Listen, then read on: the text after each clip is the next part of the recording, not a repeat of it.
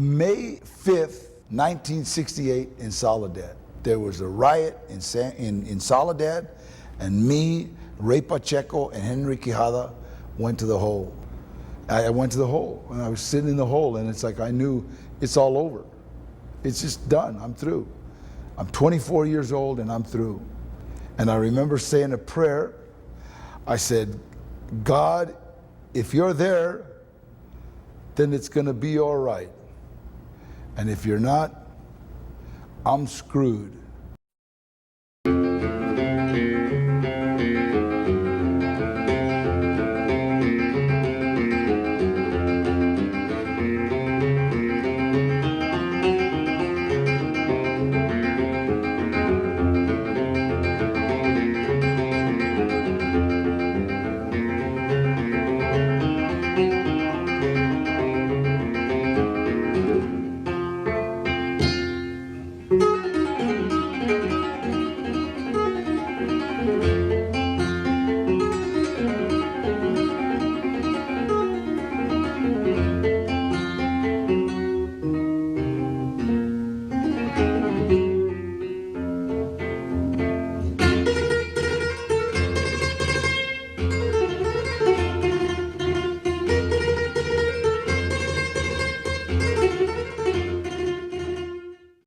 When I first saw Danny, it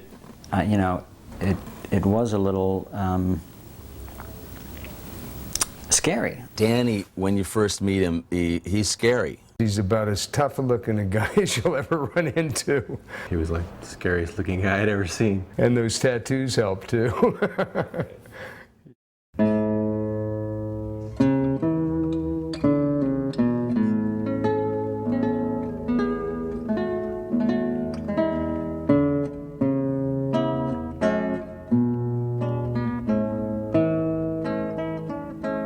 How's this gonna work? So we'll do this like Oprah. I'll just ask you and you go. All right, but I'm not gonna stand on the couch and yell about I No. love anybody, all right? Okay. I was born in Los Angeles. I started off on Temple Street. From there I moved to Echo Park, and then from there I moved to Pacoima. At first, I kind of grew up with my grandmother and my 4 or 5 aunts. Your father's sister? My father's sisters, and about 5 girl cousins. When we moved, my grandfather and my dad's like 5 brothers, they kind of took over, so I just became this real macho man. I think my dad's brothers all developed the word macho, you know, because everything was competition, everything. It's kind of like Shirley Temple and John Wayne went to war, and what you see is the result of John Wayne winning. I just became a mixed up kid, you know, because a lot of it was like negative, you know, it was competitive. Like aggressive. Yeah, it was like aggressive, you know, like everything was kind of aggressive behavior.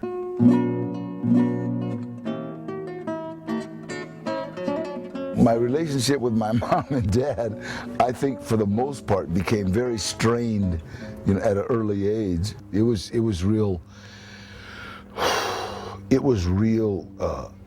tense. There was a lot of tension. Dad worked hard and brought home the bacon. Mom kept the house clean and made the dinner. And that's the way it was.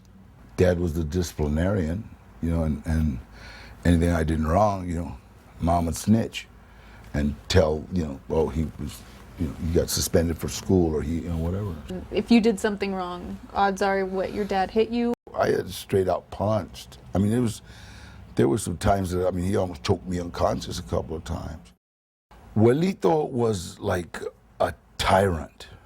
I mean, he was just, you know, he could stop traffic with a dirty look. He had a look, they called it cara de hacha, hatchet face, that he could look at you and you felt like, whack, a hatchet hit you. And you knew that when you got that look, that, you know, something was gonna happen. Either you were gonna get grabbed or, you know, or choked, or your hair snatched. And my dad was the same way. I honestly believe that I was scared to death of my father when I was young. Like, we didn't hug a lot. You know, we weren't like huggy guys. I never heard I love you from my dad. That's the way I grew up. I didn't resent authority. I was scared to death of it. What's like a really fond memory that you have before things kind of really started to go down the wrong path? You know what? I don't remember. I honestly don't. I don't remember. I just remember after I was like 8 years old. So I can't really remember a really happy time. You know, I can remember birthday parties where my dad got mad at me, or, but I can't remember like a, oh yeah, that was great.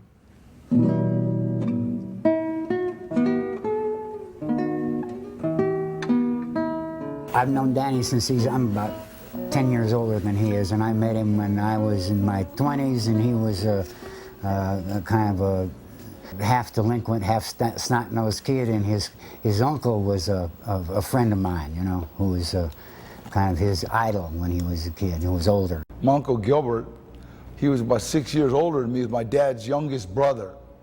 He was kind of the outcast, and that was the guy that I followed. Well, he was funny and, and had a lot of stories. He was just a hoodlum that had raised up in the hood, and, He was going to juvenile hall and getting in trouble and, using drugs, and so I just fell right into it. Well, he was a bona fide thug, he was a bad influence on Danny, he really was. I think Danny would have been all right if it hadn't, if it hadn't been for his Uncle Gilbert. He was his idol. He was more like my older brother than my uncle, because there was a huge age difference between him and my dad, so he was just like my road dog. It's my Uncle Gilbert.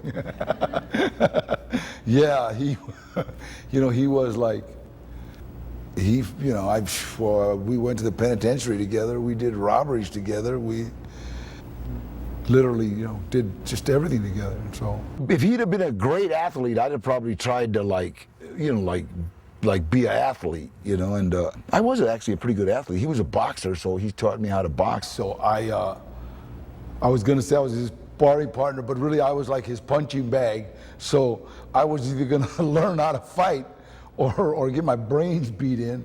And so he, taught me how to box. So I always knew that I could always fight. So consequently, in a negative environment, I was like respected, because if you didn't, I'd knock you out.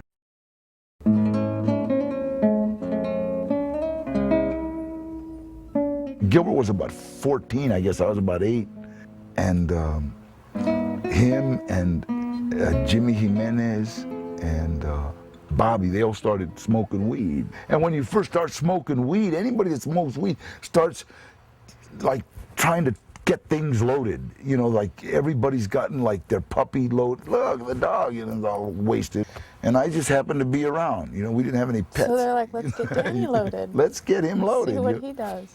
So, they did. And I just smoked a lot of weed. We started with a vengeance. The minute I found out it changed whatever chemical balance I got, that's what I want to do. Every chance I got, I was. But daily or? Yeah, I was always loaded on weed. I'd find somebody with some weed and we'd smoke.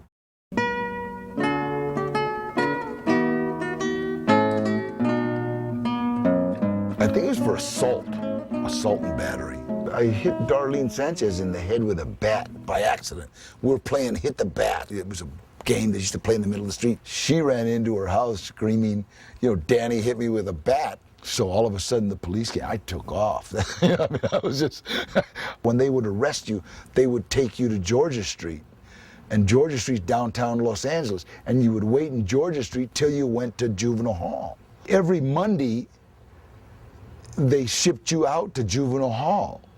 So if you got busted like on Tuesday, you sat, in Georgia Street till the following Monday. Now, on Friday, Saturday, and Sunday, Georgia Street got people from all over Los Angeles. It got people from Compton, from Watts, from East Los Angeles, from Southgate, from Montebello. Just like, so all of a sudden you had, 300 guys in a room, built for 60. And it got it got pretty.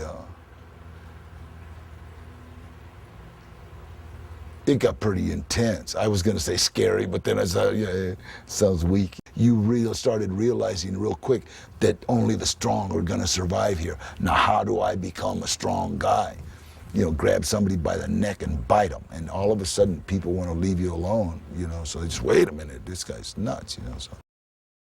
Did you used to hang out Yeah. around here? Yeah, we used to hang out here all the time. What So, kind of stuff would you do? drugs, drink, drugs. Yeah, this was the best place to score, really. And so this was used to be Whiteman's Airport. It's right there, and that's where everybody used to just go up on that hill before there's all houses and just stay loaded. And you could always see the cops coming up. Were you in a gang? Yeah, I was in a gang, and my gang consisted of nothing but guys that had been thrown out of other gangs for whatever reasons. It was like, you know, too violent, drunks, dope fiends, and we all just got together, and all of a sudden we had like 80-some misfits, just people that were just other people didn't like, and they were sorry. Everybody was psychotic. Everybody was, you know, a sociopath. It wasn't pretty. I mean, we would go into parties and everybody leave because of the reputation and the violence that we brought with us. And at that time, like, a lot of people weren't carrying guns. We did.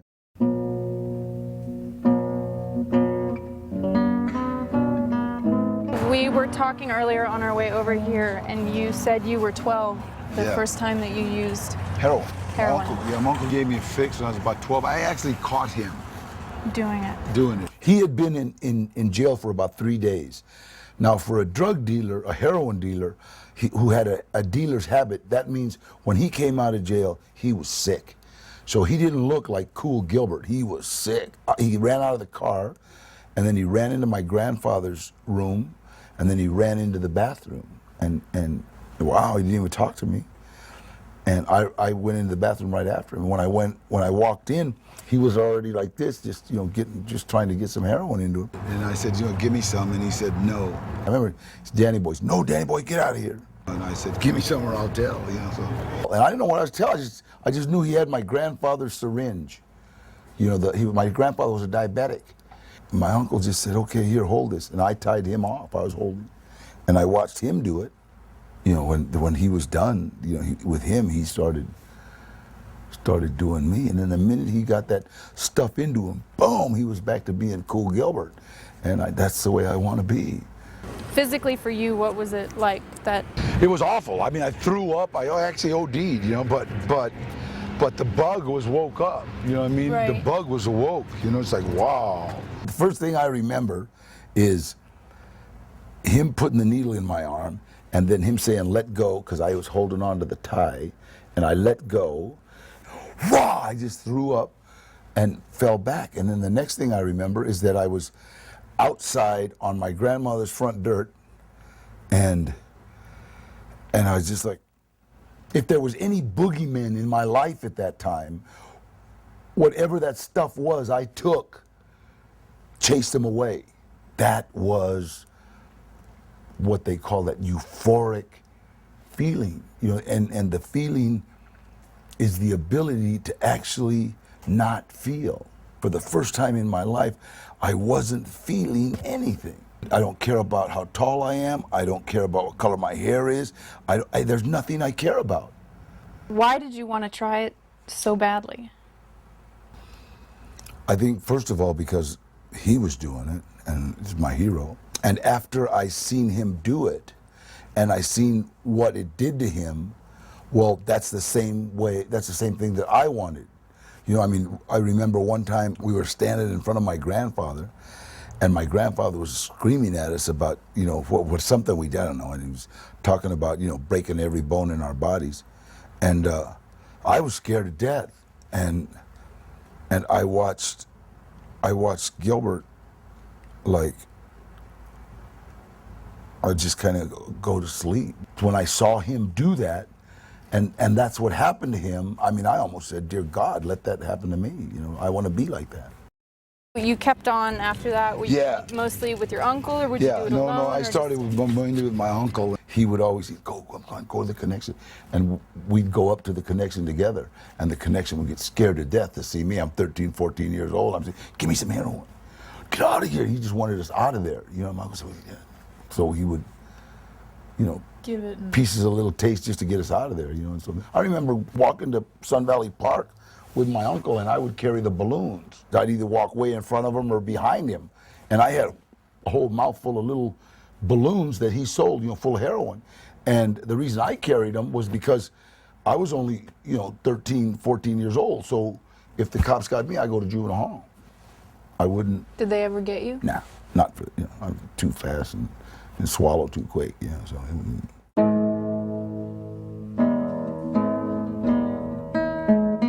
But he kind of just showed me how to rob, you know, just gave me a gun and says, rob me. And so I just stood there, give me the money. He would laugh at me, yeah, so. I used to sell him capers. I used to plan robberies and sell them. And I sold his uncle Gilbert a few robberies, you know, 3 or 4, I don't know. And then finally, when, you know, we went and, you know, me, Gilbert, and a couple other guys went and robbed the Whitefront store. Oh, what? Whitefront, I think that was your first kind of, like Kmart. And then after that, it's just a long list of, not even a list, it's just driving down the street and seeing nobody in the market. It's like, that means rob it. This used to be Dale's Market. And You my and uncle your... I robbed it twice. We used to steal wine out of here when we were like 13 years old. We'd run in this door and run out that door, you know, and then go to the alley. And this is a really famous market. And you were 13. Yeah, I was about 13 years old. I walked into a liquor store with a hand grenade and told somebody, you know, give me the money. And I remember they never took their eyes off this hand grenade. They're just like, it's really hard to realize whether you're doing the robbery to support your drug habit or doing the drugs to support your robbery habit, because they're both the same. The perfect example of that is my Uncle Gilbert. I mean, he'd have $18,000 in his pocket and go rob a liquor store for 80 bucks. Were you into guns and things like that? Well, I was doing robberies. Well, I don't know. I've never robbed anything before. So it's really tough. Say, give me your money, please. You got to remember that we had a lot of pistols, you know, and you don't really want to mess with somebody that's got a lot of pistols. So people didn't, you know, come at us too often, unless it was to like try to rob us for drugs, which was stupid, or rob us for money, which was also stupid, you know, so.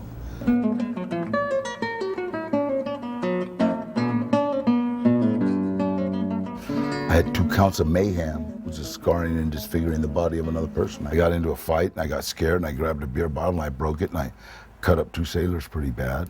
And I was, you know, drunk like always, and an altercation started. I don't know, you know, he looked at me too long or something, and you know, they got out of their car and I got out of mine, you know, and when I seen them, they were like, these guys are big, you know, and we started fighting, and then I knew that I wasn't gonna do well, and so I grabbed this bottle and I hit one of them with it, and it just broke, and I just started stabbing them. And when the cops picked me up, they picked me up at home, and I was passed out. My clothes were like completely full of blood. I'll never forget. It's like I'm sitting in court, and they show up in their uniforms. They weren't wearing their uniform. I remember like going, "That's it. I'm dead. You know what I mean? Shoot me now." You know. So I ended up going to jail. Did you ever get kicked out? Did your parents ever kick you out? No, I don't think they ever kicked me out. Basically, I left. Where did you go? Over to my Uncle Gilbert's. My family basically never turned away from me. If I was on the run and I showed up, my Auntie Carmen used to hide me out, you know what I mean?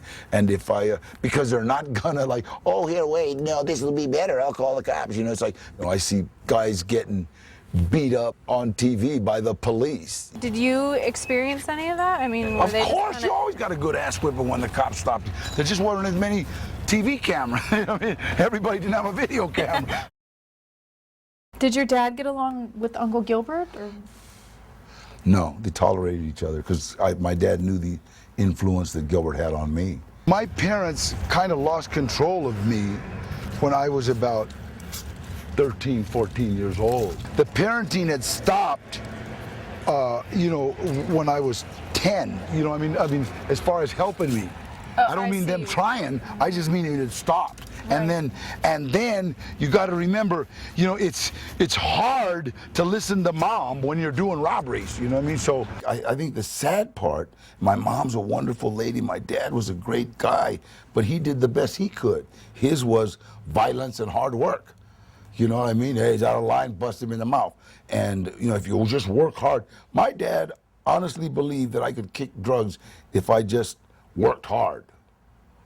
I just, being a laborer just didn't appeal to me that much. Being an armed robber was a lot easier. Well, come on, come work with me, and, how's that gonna help, man? Did you ever go work with him? Yeah, hated it. I mean, he worked, my dad was a worker. My mom was like in total denial. No, he's not a bad kid, he's okay, it's his friends, and I got thrown out of junior high school 11 or 12 times, And what things did you guys do together as a family? My mom and my dad and my uncles, they all kind of went hunting and fishing. I don't think I was ever really like a gun-ho hunter, you know what I mean? Or I like to fish, but I didn't really like, hunting's a lot of walking, and so I like the way they do it in Texas. They like feed deer all year and then shoot them one day when they come eat. Graduation from junior high school, I was gone a week. I graduated and my Uncle Gilbert picked me up and we went out and celebrated. And we drank sake, shot heroin, and did robberies. Just went berserk because nobody that he knew, graduated. So we like really celebrated. Me, my Uncle Gilbert, my cousin Cora, my cousin Tony, all of us, my cousin Sal and my cousin Mary, we all just went and, stayed loaded for a week, Quite a celebration. When you drank, were you a mean drunk? I was a mean drunk. I was a mean drunk, and I wasn't good, wasn't pretty. My mom and dad, they just didn't want me. I mean, I was a mean drunk, that's all, there's no other way to say it. And I was a fighting drunk, and I was a vulgar drunk. It's kind of just going into going into a psychopath, just mean person. People used to tell me, whoa, man, I used to go into parties by myself, rival gang parties, and just kind of dare somebody to do something. But you got to remember, people aren't scared of tough guys, but people are scared of crazy people. And we had shootouts from car to car, and it might sound glamorous, but it's not. But if you're dead drunk and you wake up the next day and your car is full of bullet holes, you're like, wow, must have had a good time, and yet, thank God, you're all full of blood. You're just praying to God it's not yours. Then you kind of, if you stay drunk enough, you don't care about whose it is.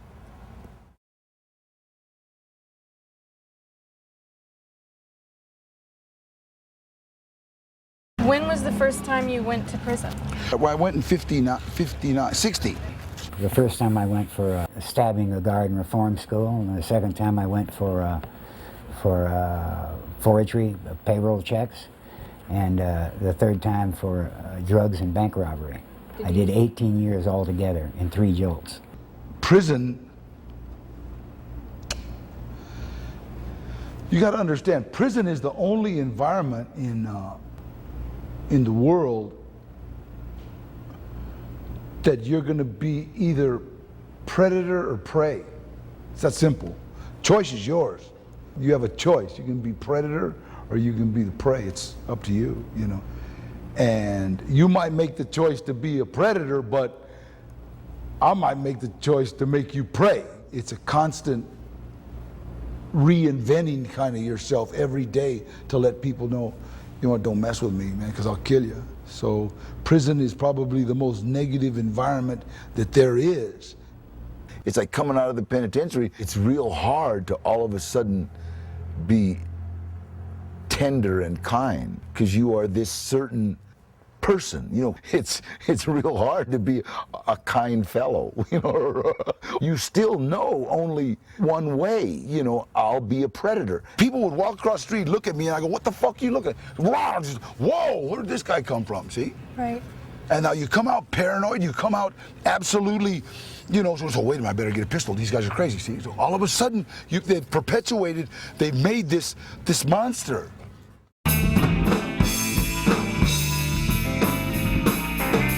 I sold the feds a lot of sugar. They came to buy some heroin, and I sold them sugar. And so I just got the money. It was a burn, so that burn cost me 5 years. but who got burnt? But anyway, I remember when I got the money, it's like I realized that this was a federal agent, and that the guy in the front seat was an informant, and that my partner brought him to me. So at that time, they had to get rid of the informant. They couldn't arrest us right there. And so they took the informant, we split. I jammed over to my mom's. I buried a sawed-off shotgun, 3 pistols, I think a hand grenade, 15,000, about 15 grand, and I buried it in my mom's backyard.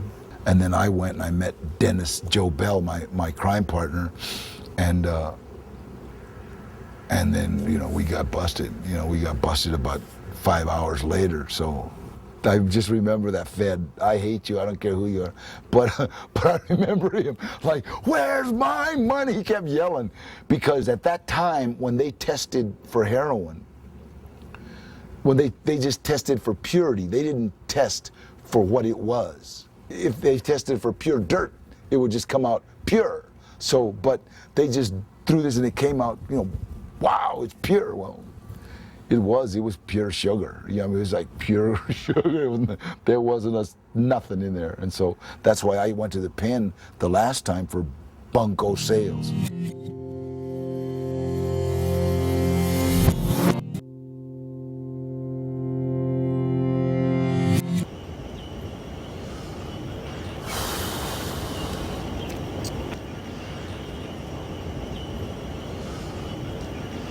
By the time you get to San Quentin, you've already been through the system. You've been indoctrinated, and so the humiliation of coming in and bending over and spreading them and doing all that, it's not really, you know, it's not really a feeling thing, because you can't take time in your head to say, you know, I feel humiliated. You can't. It's like, who cares?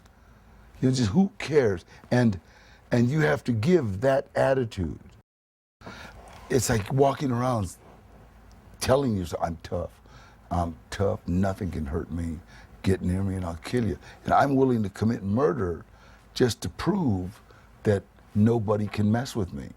And there are times that you have to do that. There's this freezing cold, you can never get warm. And it's so gray that it's bright, even at night. It's bright to the point at night that it hurts your eyes. It's unbelievable. I mean, I spent many a nights in there, almost like, God, why'd you do this to me? You know what I mean? Because I certainly didn't want to accept the blame and say I did this to myself.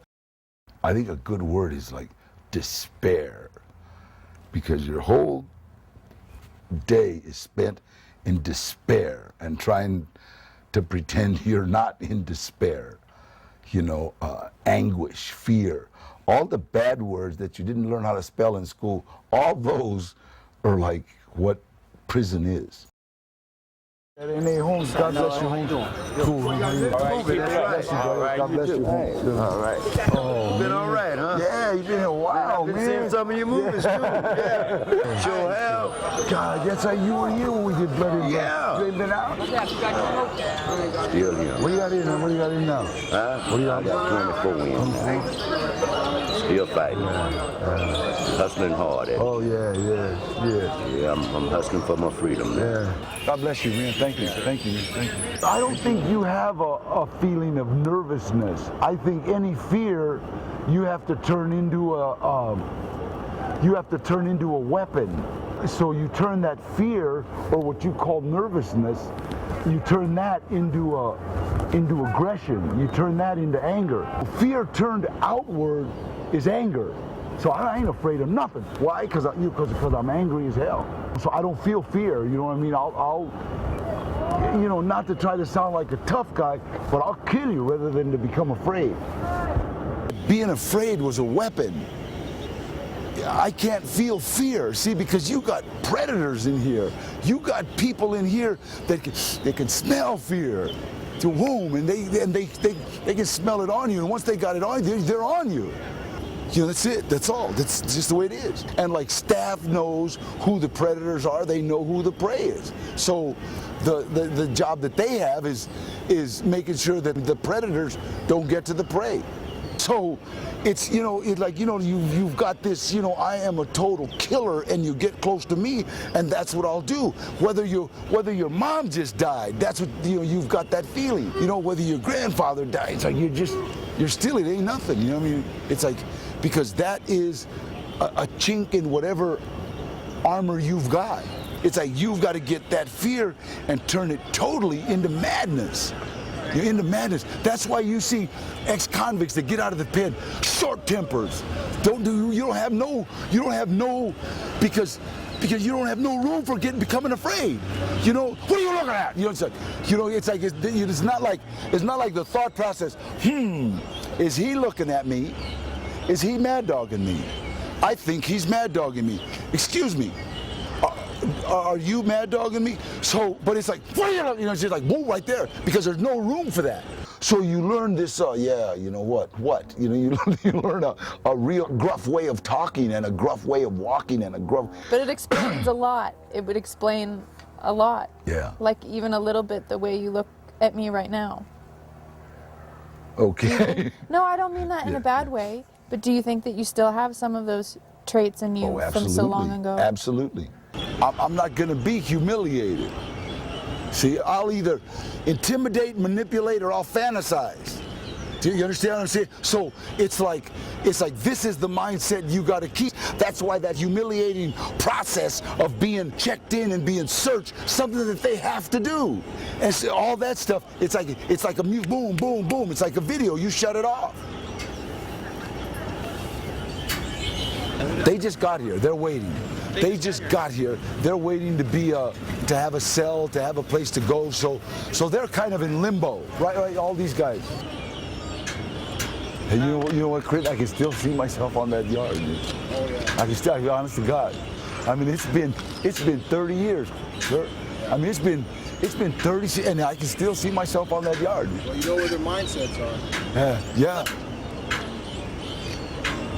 There's always something going on, you know, and to the normal person, it's like this is this, but like, you know, like these guys, they're from this clique, and they're not really friendly with this clique. There's days that the tension is so thick in here that you can barely breathe. You know, you can barely breathe. Like when there's something gonna come down, they know, whoa, there's a blanket of tension. Did you see a picture called American History X? Well, American History X, the guy is a racist outside, and he goes to prison and he becomes a non-racist. Well, that ain't what happens. That never happens. It's the other way around. You know what I mean? If you go to prison, you're going to become a racist to some extent, you know, because the hostilities are so great. There's this huge, the underworld, you know, that it's like prison is a subculture. Well, there's a huge subculture of that subculture. It's like the cesspool of society ends up here. Now you got to figure out where you want to be in that cesspool. Well, I want to be on top. You know what I mean? I don't care. I don't want to be on the bottom of a pile of shit. I want to be on top. Later on, several years later, in the 60s, he was in the joint. He was a fighter. You know, he'd grown up then, you know. And I knew him then. I didn't know him well, but I know, you know, because he was in the athletic and the gym, you know, the fighters in the gym, you know, they hang out there. And so when I started getting into prison and I started boxing, I immediately became, you know, like well respected because, you know, knock people out. So that was one of the things that actually kept me out of a lot of problems in prison. was the fact that I boxed. I was lightweight and welterweight champion of every institution I was in, so I could always fight. At that time, they used to have a fight card every month. Now, the boxing has been taken out of the prison system. You got people here doing forever, so they have to earn a living, some way, whether it's protection or intimidation or manipulation. Yeah. When I was in Soledad, I was in dry cleaning. I was in dry cleaning, one because it was a great hustle, and second because you could get carbon technichloride. So what'd you do with that? Sell it, you sniff carbon technichloride. It's amazing because ever since you were a child, they teach you that a skull and crossbone means poison, and yet on the 50-gallon drum of carbon technichloride, it's got these two huge skulls and crossbones, and you're like, and get in little bottles and sell it. So they call it tally-ho. We got heroin. I mean, we got I was more addicted in Soledad.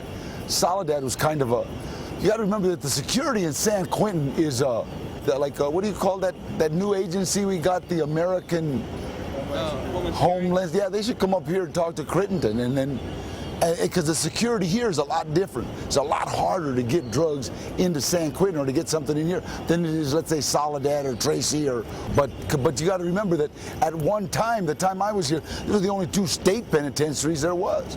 All the rest were like, vocational centers. I forgot what they call them, but San Quentin State Prison. The whole here is B section. B section. They still have the isolation hole, yeah, but B section was it's a madhouse. Really bad. Yeah. B section was it was like hell on the installment plan. Just total madness. You find yourself going mad.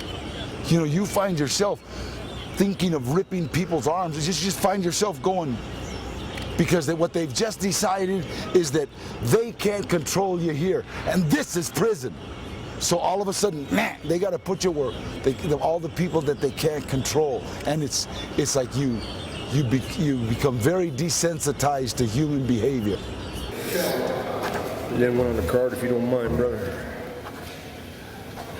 You got to remember, they don't fight in prison. There's not too many fights, because if I sock you, it's the same crime as if I stab you. So if I sock you, you might say bitch and beat the hell out of me. So the crime is the same. It's not, drawing blood on an inmate is the same thing. It's not. There's no difference. That's how they hold the violence down. Otherwise they'd be fighting every day. Routine is like, the guys that run the track and stuff, they got a routine. Mine was kind of spent. See, there used to be all bleachers right here, and mine was kind of spent looking for something. And now whatever it was, you're looking for drugs, you're looking for pruno, you're looking for money, but it was kind of spent looking. And it's funny, it's like every time I see one of those Discovery Channel things on sharks, how they're like just going, and I see all the guys like just sharking, just looking, man, just waiting, looking to see a little bit of fear in somebody, or looking to see somebody a little loaded, or and go from there. There's guys that their whole day is spent looking for drugs, their whole day. From the minute they get up, they're like searching, they're looking, and plotting and plotting for some pruno, trying to get some booze all day long. And if they score, then there was a successful day. When I was in prison, I used to think I should have listened to my Uncle Rudy. He was a good athlete, and he graduated from high school, and he went to the Navy, and he went to college, and I chose to listen to Gilbert, who, smoked weed, drank, got loaded, and,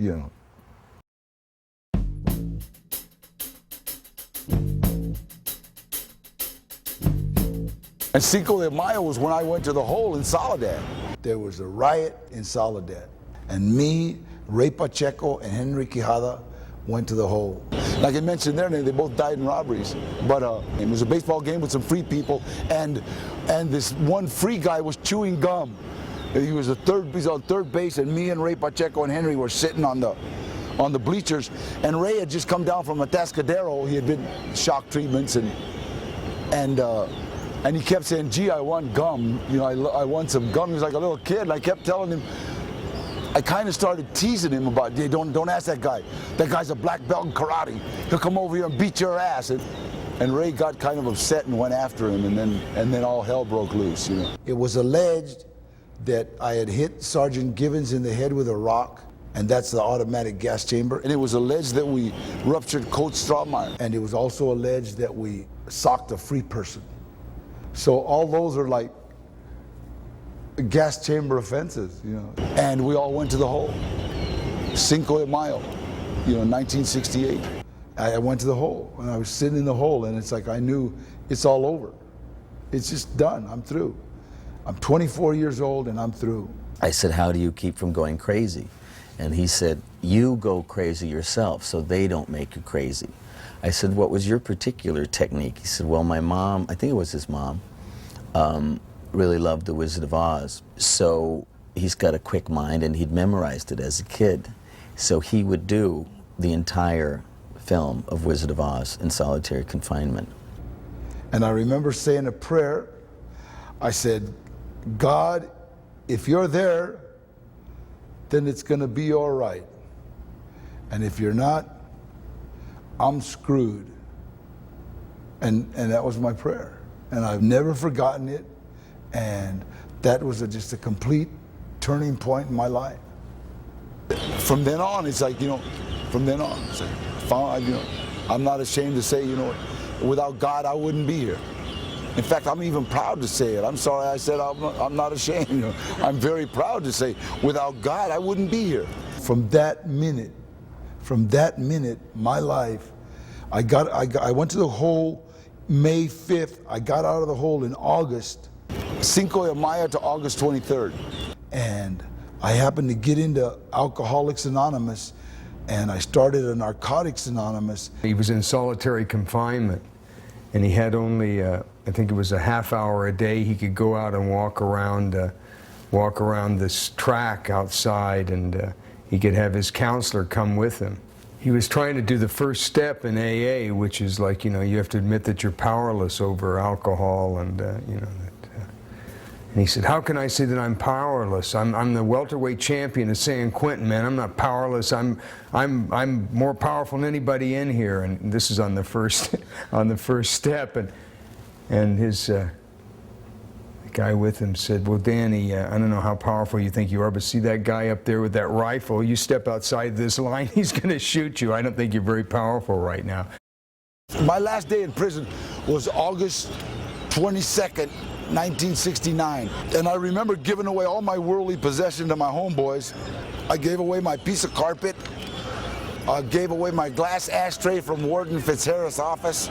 I gave away a lot of tobacco, and I gave away 2 new blankets, a good pillow, about 4 sets of Bonnaroos, some tailor-made boots.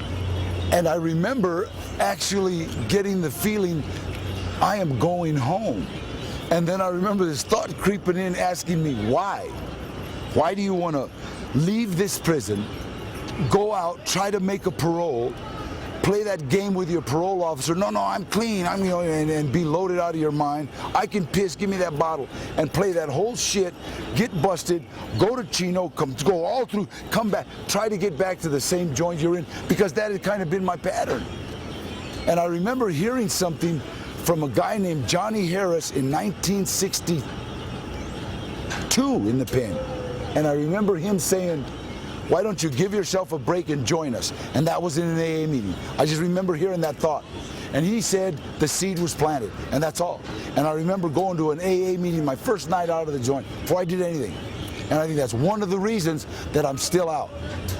You first went to AA when you were 15? Yeah, I did. I accidentally. I thought there was a bunch of us, and we thought it was a party, and we kicked in the door and walked in. You know? And that was when I first met the people of Alcoholics Anonymous. I was 15 years old, and they asked me to stay because I was already drunk. You know, I think I walked into an AA meeting carrying 3 bottles of wine, a half pint of whiskey, and I was already loaded on Red Devil, so so that was my introduction to AA. But they asked me to stay, and I think that's the one thing that I remembered about Alcoholics Anonymous, is that they didn't leave a bad taste in our mouth. They didn't "Hey, you punks, get out of here." They didn't say none of that shit. You know what I mean? They all offered us coffee. Here, you know, hi, I'm Bob. You know, everybody, I mean, it was like funny, you know, like, and you know, we just wanted to get out of there. But this guy whispered the curse of Alcoholics Anonymous. He said, "Danny, if you leave, you will either die, go insane, or go to jail."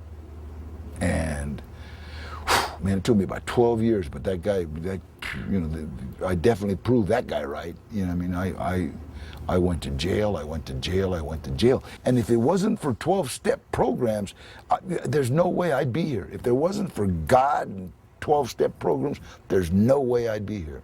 I got out of prison, and I haven't looked back since. So, you know, for any of you wondering if God works, man,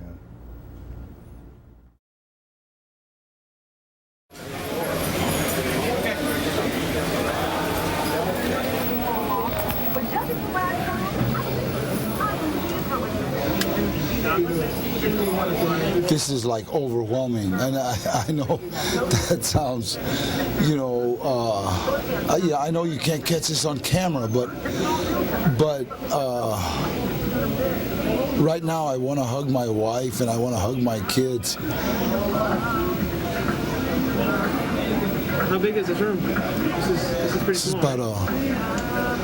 about 4 by 9, and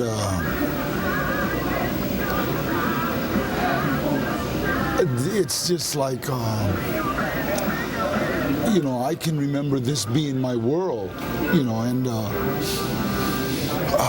outside here was freedom, and that means the hallway and the yard. So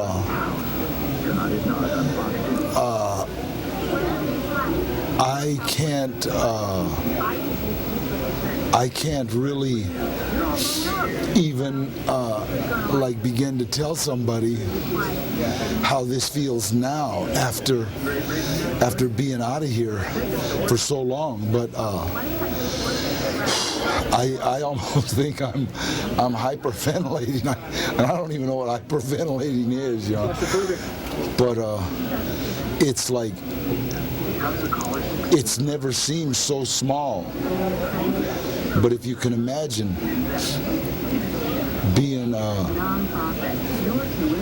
here for years at a time, you know, and they don't get much bigger than this.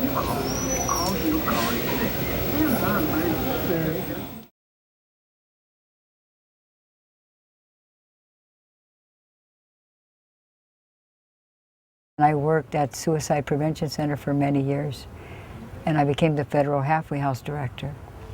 And while I was there, that's when Danny got out of prison. He was 25, about 25, because I remember I picked him up when he got out. I got a job in a wrecking yard from Frank Carlisi. Gave me a job. Basically, they gave me the job just to get me out of prison. You know, Frank Carlisi wrote a letter to the parole board, says, you know, we got him this job, and he had a bunch of people sign it and stuff, so they let me out. I got out, and you know what? I started living a day at a time. I was working in this wrecking yard. I was just trying to. It was like I had gone for short money and fast money so many times. That's what gets you in prison. And guys that sit and work over a long haul seem to end up with pickup trucks and campers and houses and Cadillacs. But that guy that wants that short money, doesn't happen. That guy that's got to hustle, it's like, man, I might have $2,000 in my pocket one night, and then the next day, I'm on my way to the joint. Once you get caught up in the system that California has, as far as prisons and institutions, once you get caught up in that, it is almost impossible to get out of it. And once your number's B948, once you're locked into that, it's like you do 5 years, you come out, the whole world is 5 years ahead of you. Now, how do you start at 26 years old and really your mind is 18, and yet you know you've got to do this stuff, So I started working, and I got a check, and I rented an apartment, a room. I love to say apartment, but it was a room, bathroom down in the hall, you know. But it was like the first actual place that I'd ever lived in by myself that wasn't in an institution, you know. And I was 26 years old. And the reality is, coming out of prison, how do you be honest? How do you be open-minded? You know, that was a struggle for me, because I didn't care who you were. It's like either you want something from me or I'm taking something from you. It's that simple. You went to prison. Was the 15 grand there when you got out? Yeah, yeah. Yeah, it was there. So that's kind of how I got a little start, you know. But it wasn't really a start because I didn't even touch it.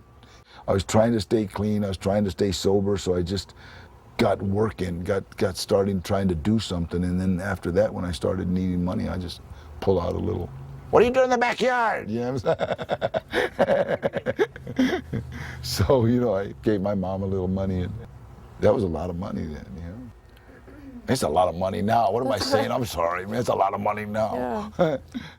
I came out of the pen in August. In '69, Gilbert, I think, got out in December. No, January. He got out in January. And he'd been out of prison about a week, and I didn't even have a car. You know, I was struggling, and I just... Gilbert shows up in a 1968 Lincoln Continental, 69 Lincoln, beautiful black. And, you know, tailored pants and a tailored shirt and, you know, $300 shoes. That was the left one, and the other one was $300 to him. He just showed up just looking so clean.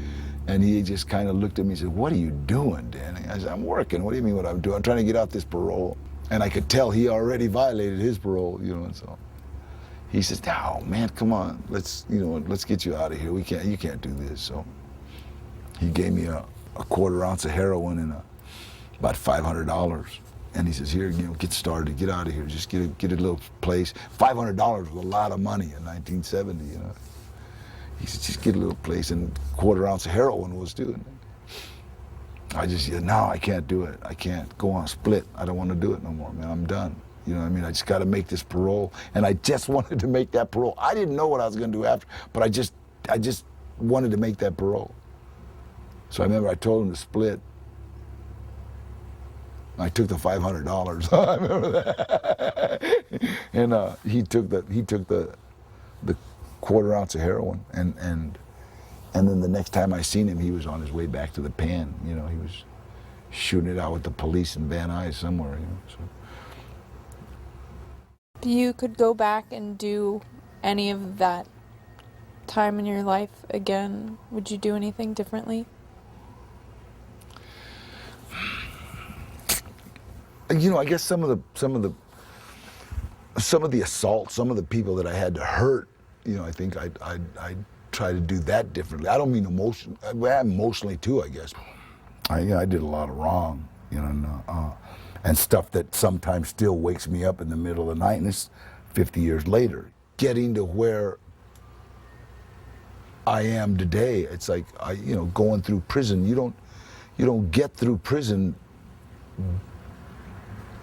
being a predator without hurting somebody. Saddest thing in the world for me is when I'm in the market and I run into somebody's, you know, mom or somebody's brother that I played a part in hurting them. Then it's like, oh, you know, and even, you know, whether they forgive you or not, it doesn't matter. It's like, "Hi, how are you?" "I'm okay," but you just want to get away because you loathe that part of yourself, that part of your life.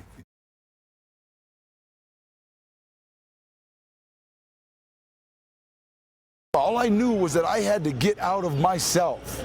That's what I had to do. I had to start helping other people because prison makes you so self-centered and so into yourself. You have to protect yourself.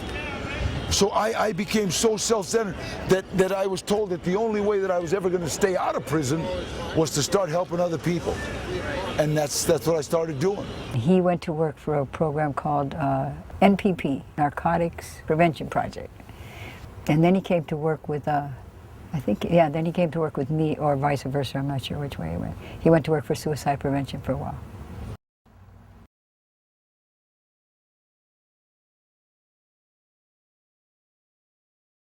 Gilbert was shooting what they call speedballs. He was doing heroin and cocaine. And any drug, the more you have, the more you use. And my cousin was dealing coke, you know, dealing a lot of cocaine, had the San Fernando Valley sewed up, really.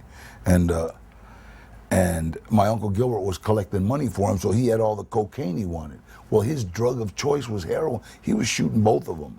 And he just had all this drug. He just kept on and kept on and kept on. So, you know, eventually your heart's got to go one way or the other. Right before he passed away, the night before he passed away, he came over to my apartment and he said, I'm really sorry, Dan. I'm sorry I ever started you out with weed and you know, gave you stuff. And he kind of made amends to me. And I kind of said, what's wrong with you, man? What are you talking about? You know, what he did got me ready for the life I was gonna live. Everything that I had to go through made me the person I am right now. You know, right now. And Gilbert played a big part of that. He had about 9 robberies already, and he was on parole, so he definitely had a violation going there. And then he was hooked both on heroin and coke, you know, so I think he just wasn't going. He said it that night, you know, I'm not going back to the joint. That's why I always say with drugs, there's either death, institutions, or insanity, you know, and he chose death.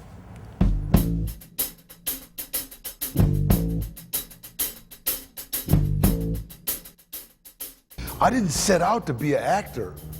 You know, I was a drug counselor. I worked for Western Pacific Rehab in Glendale. I still work for them. I'm still on their payroll. You know, Dr. Dort is my pal. He runs that facility, and we have 7 detoxes throughout Los Angeles. And we detox drug addicts. And one night, one of the kids that I was working with called me and said, hey, I'm gonna use, because there's a lot of drugs at my job. Kid called me at 11 o'clock at night, crying that he was gonna use. And I go down to hang out with him at his job. And he asked if I would come down to support him. And I said, yeah, because that's what I do. As a counselor, so I went down to his job, and he was a PA on a movie called Runaway Train with John Voight and Eric Roberts. And I just walked onto the set. I thought it was the cutest thing I'd ever seen in my life, because they had all these guys from like Brentwood and Bel Air and Westwood, and they were all dressed up like convicts, and they had fake tattoos, and they'd come up to me and go, hey, does this look hard? And I'd go, yeah, you'd be somebody's wife in prison. I mean, it was funny. I'd never been on a movie set in my life. And so this guy asked me, hey, do you want to be in this movie? And I said, what do I got to do? He says, do you want to be an extra? I said, an extra what? And he said, can you act like a convict? And when he said that, you know, I mean, I've been in every prison in the state of California. And I looked at him and I says, I'll give it a shot. You know, I was like, I thought it was a joke. And then they gave me some blue pants, state pants, and I gotta say that my body was kind of made for those kind of pants. And I put them on and they fit perfect. And then he gave me a blue shirt. When I took off my shirt, this guy came across the set. I know that guy. You know, I know him. I'm not sure if I remembered his name. No, I thought he was somebody else. Who was it I thought you were at first? Jimmy Pena. Jimmy Pena. Then you saw the tattoo. Yeah. And he says, you're Danny Trejo. He says, I saw you win the lightweight and the welterweight title up in San Quentin. He says, I'm Eddie Bunker. And I said, Eddie Bunker did time with me. And I met him in 1962 when my uncle bought a robbery from him. Well, they needed a fighter. I know they needed a fighter to box Eric. I know he had boxed in the joint, and that was the key, you know. He says, Danny, do you want a job? I said, I got one. They're going to give me $50 for acting like a convict. He said, no, we need somebody to train one of the actors how to box. And so, you know, I'm into helping friends, you know, and people I know. I said, well, what's it pay? He said, $320 a day. And I said, how bad do you want this guy beat up? You know, I mean, for $320, I thought, you know, they want me to kick his ass. Yeah? And he says, well, you got to be real careful because he might sock you. I said, shit, for $320, give him a stick. You know, I couldn't believe this was happening. I told Eric and the director, Konchalovsky, you know, they had several guys lined up, you know, take the Mexican with the tattoo, you know. Takes me to the director, and the director watches me, loved the way I looked, the tattoos. All of a sudden, I was training Eric Roberts how to box. And then the director saw me training Eric, and he saw that me and Eric developed this relationship. All of a sudden, he said, it was Russian, right? Andrei Konchalovsky, you'll be in movie. I told Eddie Bunker, psst, are they gonna give me the $320 a day? He was, you got it, man. And that's how I got into the film industry. And I told him to get a SAG card with the money because he was eligible, you know. And that's what started him. I told him his face is going to be his fortune, and it's true.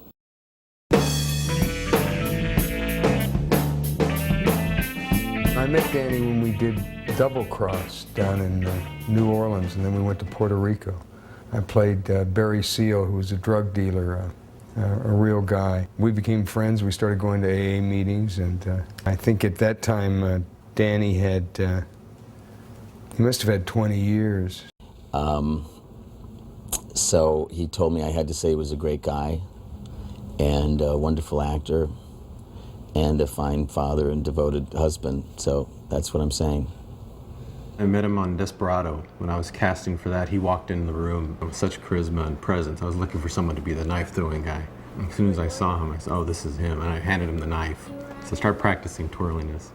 And we didn't even exchange that many words. I just knew, just seeing him. And so he started playing with it, and he dropped it a few times, and then he went away. Robert told me the guy who was going to be killing me is named Danny Trejo, and told me a little bit about him. At first glance at Danny, he looks intimidating. He looks like what he is, which is a really tough guy.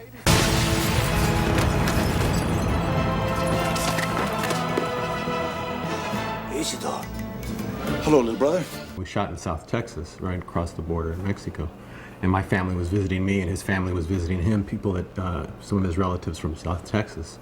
And that's when we realized, when our families got together, that we're related down the line. Second cousins or third cousins or something like that.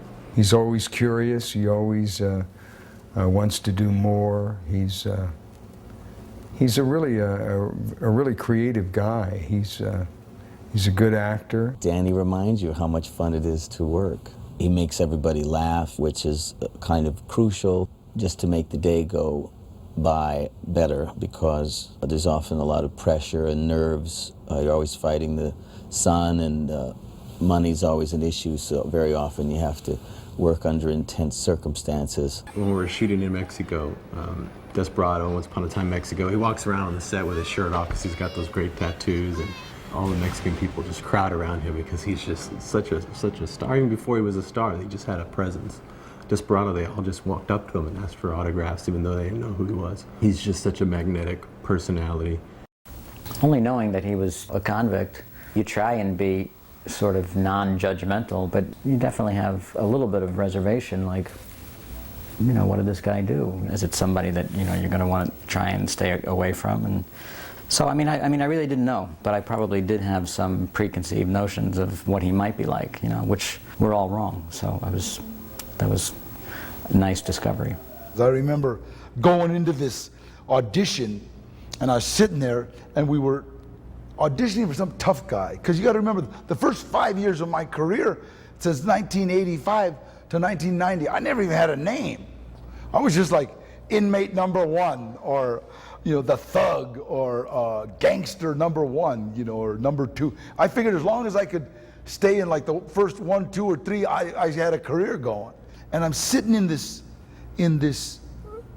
reception room, and all these guys are coming in, and they're coming in like, you know, hey, move out of the way, mother, watch out.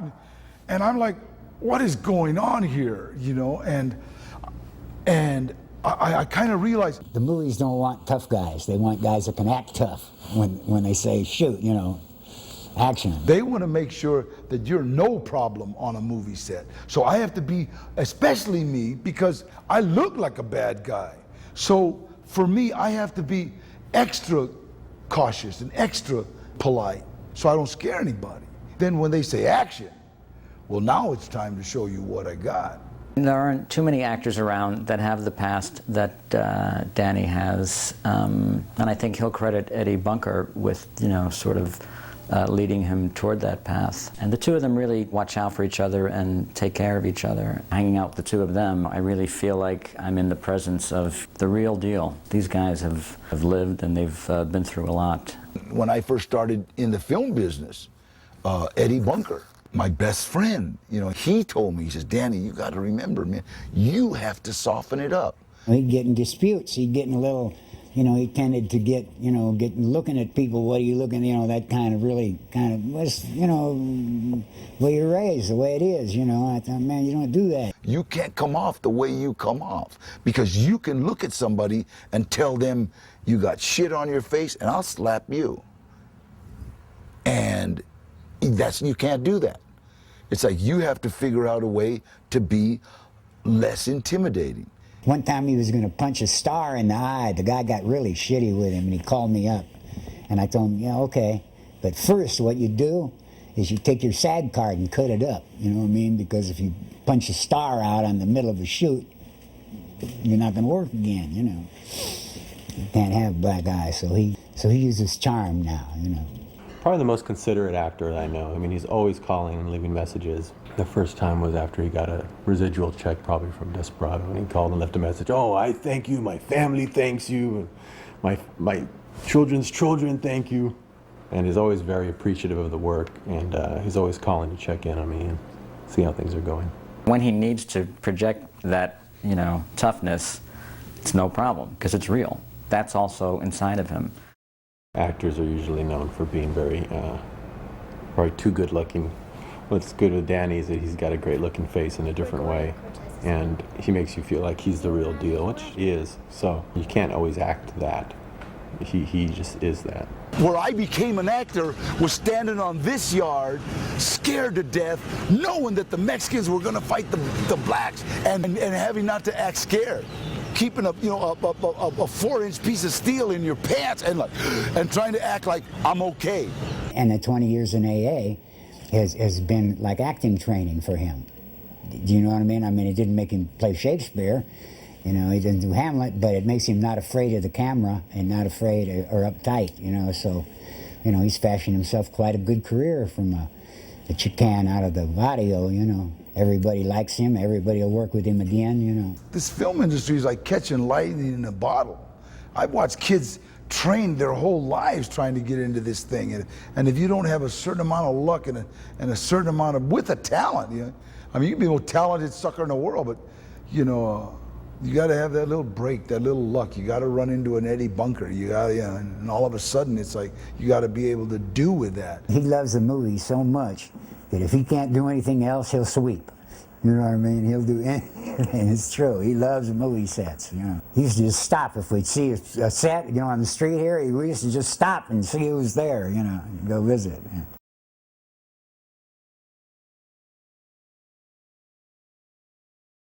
It was during the making of Desperado that Danny told me about a script that Eddie Bunker had that he wrote based on his own book, The Animal Factory. And could they send it to me? And I said, absolutely. They wanted me to direct the film. We were co-producers. It was good. It's a good movie. We shot it in Philadelphia at Holmesburg Prison. But Danny and Eddie took me to San Quentin. I wanted to see where it was, where the actual story in the book took place. It was a really interesting experience walking around with Eddie and Danny, and those guys are well known, and certainly Danny is a hero to a lot of these guys. I think he gives them hope.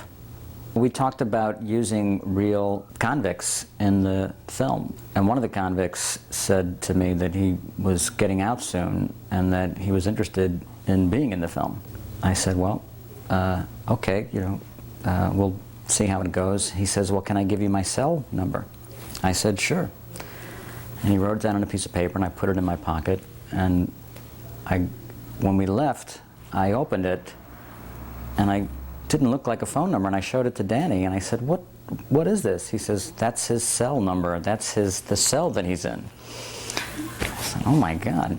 There I was taking it for granted that this guy had a cell phone. I mean, When I was was shooting Once Upon a Time in Mexico. Even though I killed him off in Desperado, I had to bring him back because I was shooting high definition for the first time, and I thought, I'm shooting a Sergio Leone close-up of somebody. It should be Danny's face. That's a landscape in itself. Danny's my good luck charm. I mean, I've done 6 movies now with Danny, so there's statues of Danny everywhere in my house, you know, for good luck. So 6 movies later, I'd say he's a good luck charm as well as a great friend. The production isn't complete unless he's around. I think Mrs. Finley was like my 4th grade teacher, and she was like crazy about the Amazon River. The Amazon this and the Amazon that. And I knew she'd never been there. And it was almost like somebody telling you, and here's another place you're never gonna go, you know? And I was trying to, you know, why is this lady so crazy about the Amazon River? She's giving me crap that I'm never gonna use. 40 years later, I'm doing a movie called Anaconda on the Amazon River with Ice Cube, Jennifer Lopez, John Voight, Eric Stoltz. They're asking questions. They're saying, why are those houses on stilts? You know, 'cause it's housing. And I said, oh, that's due to the rise and fall of the river. When it rains in the rainforest, the river rises. And I mean, how did I know that? It was kind of amazing, you know, that it's like that lady taught me something, me trying not to learn, you know, so she's a great teacher. I felt really, like, first of all, smart, you know, and then I remember Cube asking me, hey, Danny, how do you know all this stuff? I thought you were a gangster. And I said, I am, a smart gangster. And then he said, no, really, because, you know, people just don't know stuff about the Amazon. And I didn't want to tell him, well, my 4th grade teacher, Mrs. Finley. So I told him, I read a lot when I was in the joint, you know, so that sounded hard. People ask me, what were you before you were an actor? And I said, I was an armed robber. You know, I was a drug counselor. That's all I did. That's all I did. I just counseled kids. I just talked to kids. And life has really blessed me.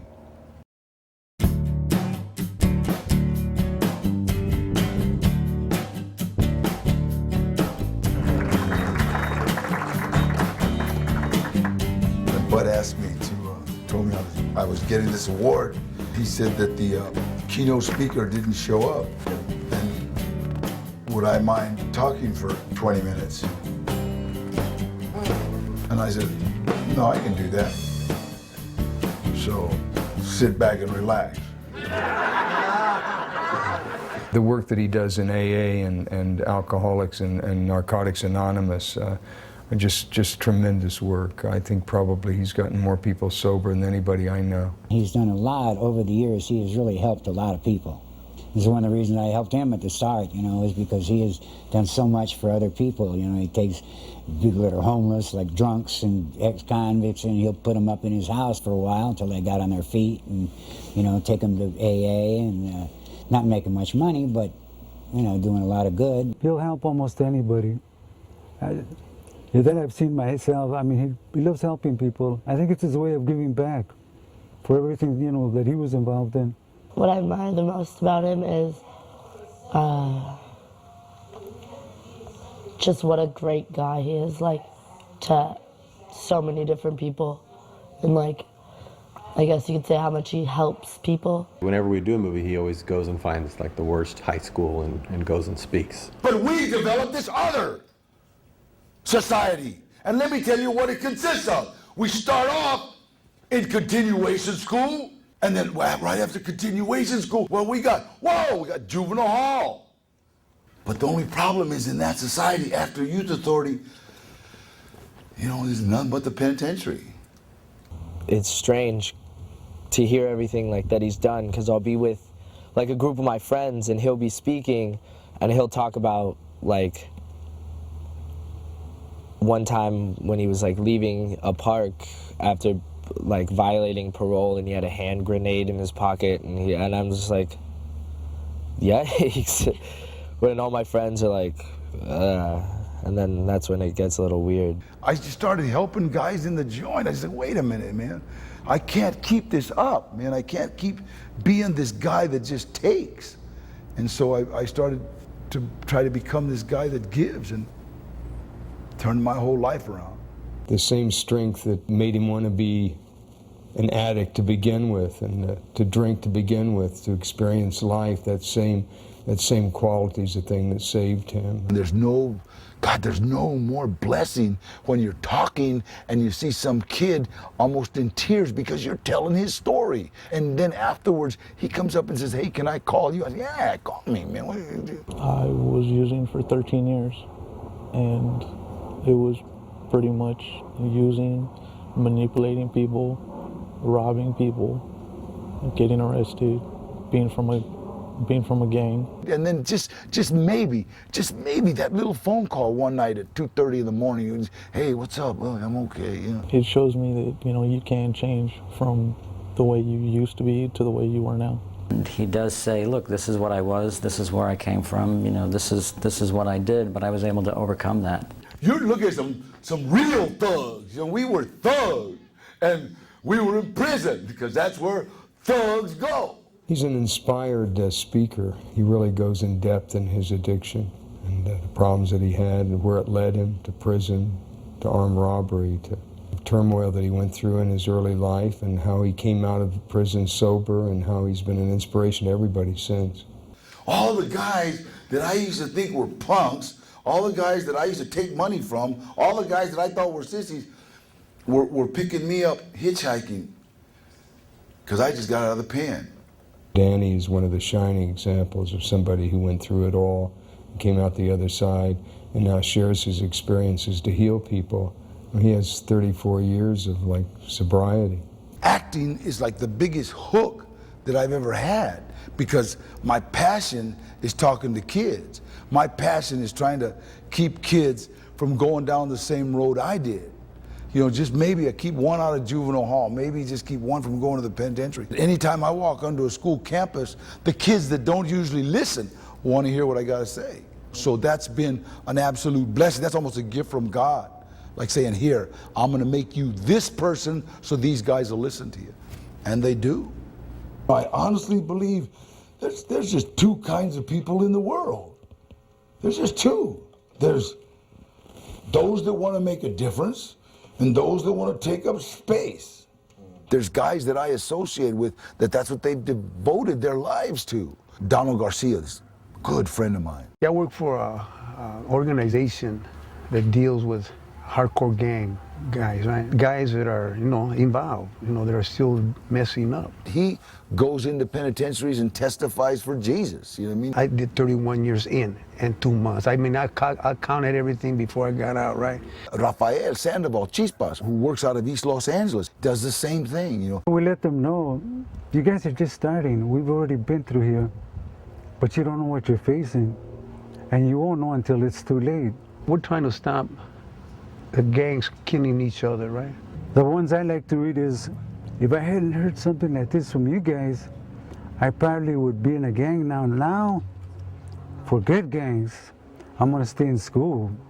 I'm gonna graduate. I don't wanna go through what you guys went through. That makes me feel good. If we can reach the youth like that, that's a beginning. I go to juvenile hall up in Sylmar about twice a month, and I'm telling them, I'm trying to tell them that they're booking a loser. The train that they're on ends in Folsom and San Quentin in the gas chamber.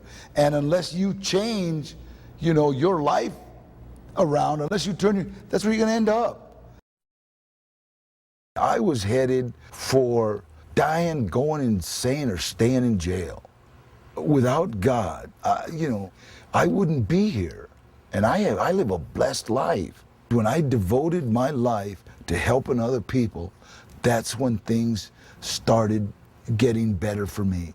Everything good that has happened in my life has happened as a direct result of helping someone else. Everything. You know what really matters is how I feel when I go to bed now. See how I feel when I'm alone now. Did I do God's work? Did I do all I could do to help my fellow man? That's what living is all about. In order to have a good life, I honestly believe you've got to help people. You just got to. You have to help people. You look at people, you look at them struggling and struggling and struggling, and they stay in this rut, maybe success, a rut of success, but they don't find happiness till they start helping other people and start sharing it. to start going to them high schools, to them junior high schools, to them juvenile halls, to them youth authorities, to them penitentiaries. And that's what I want to do. I want to make a difference. You know, I want people to know Danny Trejo as, hey, that's the guy that helps. He's a champion. Champion whatever he does. Honesty. Help other people. That's what life is all about. Do good, be cool. God bless you. Thank you very much for your